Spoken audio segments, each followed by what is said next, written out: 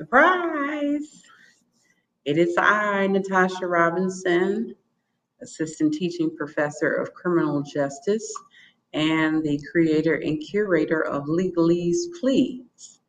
And I wanted to come online, live. I have been very silent on purpose. I have been enjoying my summer. I have been very cautious with my words. I have even taken a social media break.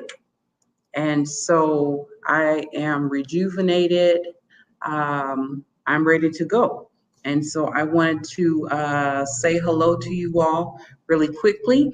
If you see me, please just, click like, love, share, and comment so that I can know that you are here with me. I see 5 people who are logged on, but I can't see who you are. So if you could just say hello, that would really be great.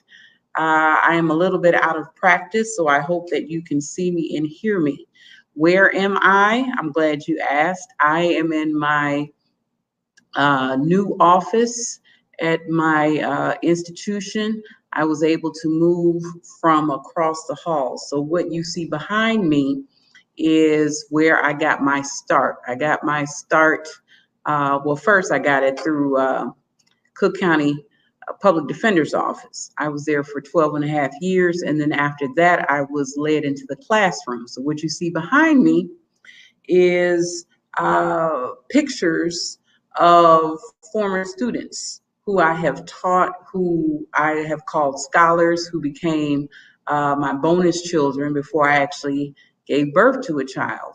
And then what you see behind me are also thank you notes, because sometimes I get a little discouraged and I feel like something that I am doing or something that I am attempting to do does not have an impact.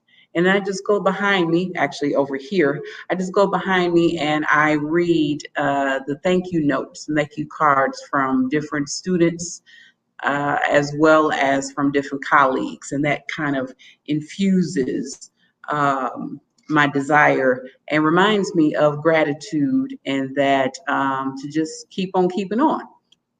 So that's what you see behind me. I wanted to talk really quickly about what I call are the 3 Ps of navigating this pandemic. The 3 Ps of navigating this pandemic.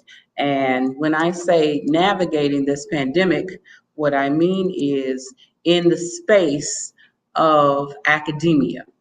Because if you have been paying attention, there's a lot going on in this country, and there's a lot going on as it relates to students and faculty and staff returning to teach.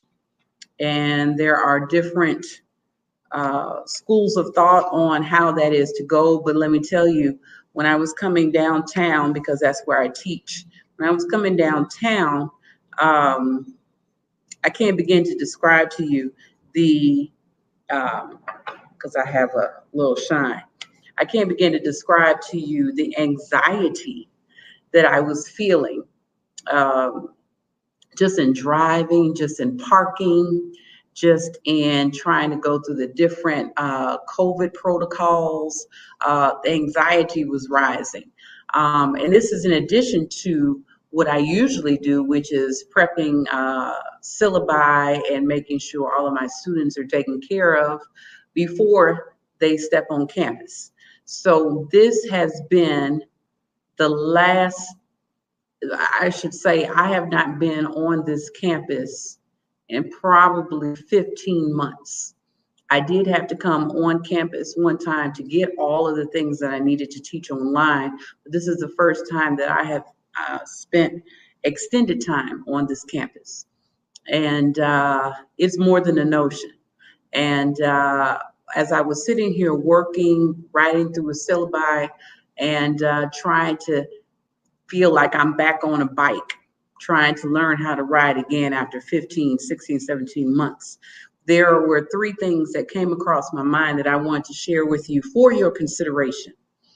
The first P is to practice patience.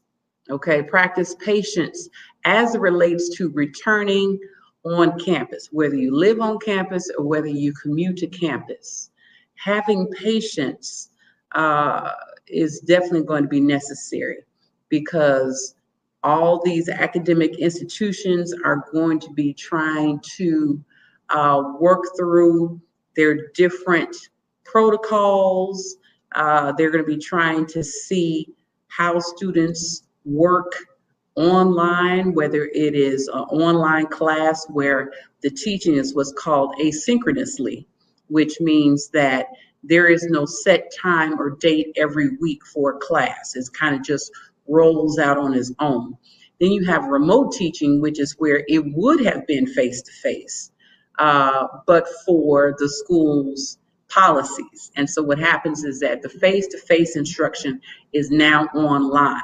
And that can happen by way of Zoom meetings or whatever the particular platform is. And then you have face-to-face instruction, which is where the professors are standing in front of you, 6 feet at least, of course, and they are engaged in face-to-face instruction. The last type of instruction is hybrid, where there are some times where you have classes face-to-face, and then other times you are taught remotely because you are meeting with the professor online. So whatever your classes are listed as, make sure that you practice patience because everyone is on a learning curve, including the professors and the instructors. Don't let them fool you. We are all facing some sort of angst. The majority of us. Some of us are just like, hey, I'm in it to win it. That is not me. I came down here in order to try and go through the different steps, and it requires patience because we are still dealing with human beings. So just, take a couple of deep breaths, make sure that you are proactive with your self-care, and extend a little patience to others. All right. The second P I would say is have protocols, which could be anywhere from different habits or different rituals, different protocols that you may have, which means always have an extra mask or always have a little, hand sanitizer. I'm looking in my purse to find a example. This I got, I don't know if you can see it. This is my hand sanitizer that I just keep on me in the event that I am somewhere that does not have hand sanitizers. Way for you to remain clean.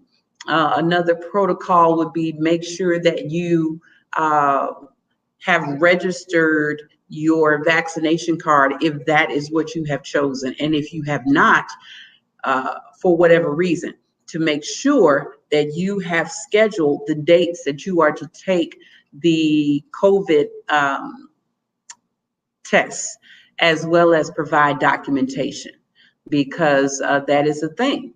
And you want to make sure you are ahead of the curve and that your education or your teaching is not impacted because there is a delay. So just have the protocols. You can decide what your protocols are personally, and then how you are able to move about the world in public. Lastly, I would say is be proactive. Whether you are an educator, whether you are a student, whether you are a parent, make sure that you read all of the school's policies, especially the ones that relate to COVID protocols and pandemic protocols. Whether it's a temperature check. You see, I'm not used to speaking out loud publicly. I have to get back to that. Whether it's a temperature check, whether it is getting your vaccination card, you just don't want to be reactive and find that information. Look for it now. If for whatever reason you are not vaccinated, and that is your choice, make sure that you build into your schedule the times where you get your tests, the times where you get your documentation that you are in fact negative of COVID-19. Also, if your institution has elevators, build that time into your travel schedule, because there are most institutions that will not allow more than a particular number of people on the elevator. And so if you are on the main floor and your class is on the fourth floor, if you do not get there early, guess what? You have a built-in fitness routine, because you're going to have to go up those 4 flights of stairs. I am on the 8th floor, so I declare and decree that I will probably be the fittest in my entire life, because there's no way I'm going to be able to wait all the time for an elevator. All right. So if you have a campus map, make sure that you are familiar with how you need to move throughout the campus, or move throughout the cafeteria, or move throughout the building. Also, you want to make sure that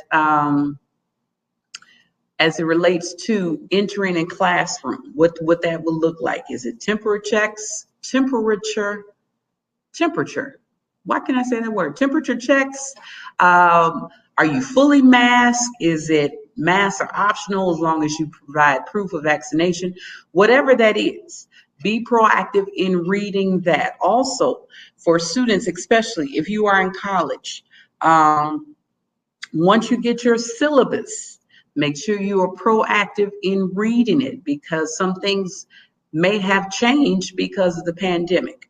And so you want to make sure that you have all of the tools that are necessary to try to do the best that you can during this time. All right. So those are just some of the things that have come to my mind as it relates to being an educator. This is going to be a very interesting fall semester. If you have been watching the news or listening to the news, and you know that the Delta variant and other variants are causing cases to rise. And so our reality really is a day by day in terms of information. So just be educated. Make sure that you stay in contact with your teachers, with your administrators, with your staff, with your colleagues. If there is something that is going on that prevents you from coming to class, then by all means, just reach out to your professor and let them know. They are many things, but what they are not is a mind reader. And so when you are proactive, you are keeping that communication open, because the professors and the educators, they have lives too, and they may be battling something that you are unaware of. So there's no better standing than understanding. All right. That is all that I have. I'm coming on real quick because these are the things that were occurred to me. If anything else comes to me, I will make sure to do a quick live. But I have gone from professor to mommy. So now I have to go get my little one and make sure that she is taken care of, because she has not seen me all day. And as soon as I step in the house, it's going to be her time. All right, so I hope this message finds you well. It finds you loved. It finds you taken care of and supported. All right, I hope you have a wonderful day, and I will talk to you soon. Bye-bye.